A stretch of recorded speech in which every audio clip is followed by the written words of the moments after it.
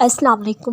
تمہاری زبان ایک ہی دعا بار بار دہرانے سے نہیں تھک رہی، یہ قبولیت کی نشانی نہیں تو اور کیا ہے؟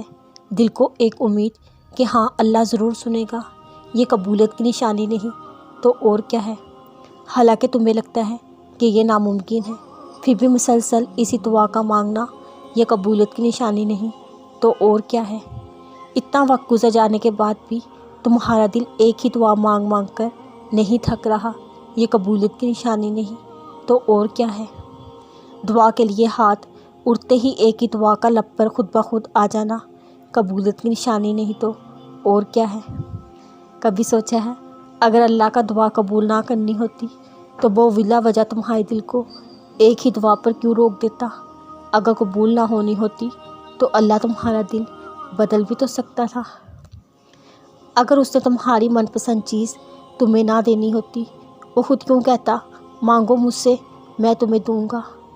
ارے یہ اتفاق تھوڑی ہے، تمہاری دعا قبول ہو چکی ہے، وہ تو بس بہتر وقت کے انتظار میں ہے، کب تمہارے حق میں بہترین وقت آئے اور وہ تمہاری من پسند چیز معجزے کے ذریعے تم تک لے آئے۔ اگر راستے بند نظر آ رہے ہیں اور قدم تہجد کی طرف جا رہے ہیں تو جان لو تمہارے رب نے تمہیں تہجد کے لیے چن لیا ہے۔ وہ محض اس لیے تمہاری نگاہوں سے راستوں کو اجل کر دیتا ہے تاکہ تم اسے منانے تہجد تک جاؤ۔ وہ چاہتا ہے میرا بندہ رات کی خاموشی میں مجھ سے ہم کلام ہو اور میں سکون سے رات کی خاموشی میں اپنے بندے کو سن سکوں۔ فوراً تمہاری سن لیتا تو کیا تم تہجد کا مزہ چکھ پاتے، اس کی محبت کی لذت، قبولیت کی اہمیت جان پاتے؟ تہجد کا سجدہ ہر کسی کو نصیب نہیں ہوتا، تہجد لاڈلی عبادت ہے، اللہ کے لاڈلوں کو ہی نصیب ہوتی ہے۔ تہجد میں مانگی ہوئی دعا رد ہو جائے یہ سراسر ناممکن بات ہے، تم اسے منانے کے لیے اپنی نیند قربان کرو اور وہ نہ مانے یہ ناممکن سی بات ہے۔ تہجد کی نماز اللہ نے بنائی ہی قبولیت کے لیے ہے، اگر کوئی دعا تمہیں تہجد تک لے گئی ہے تو جان لو تمہاری دعاؤں کی قبولیت ہو چکی ہے۔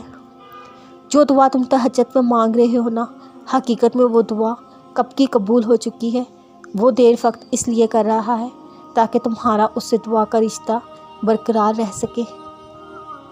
تہجد کی نماز معجزے کا ذریعہ ہے، جب تمہیں سارے راستے بند نظر آتے ہیں تب بھی وہ ایک راستہ کھولے رکھتا ہے، تہجد کا راستہ۔ تہجد تمہیں اللہ کے قریب کرنے کا ذریعہ ہے، تہجد تو اللہ کو حال دل سنانے کا بہترین ذریعہ ہے۔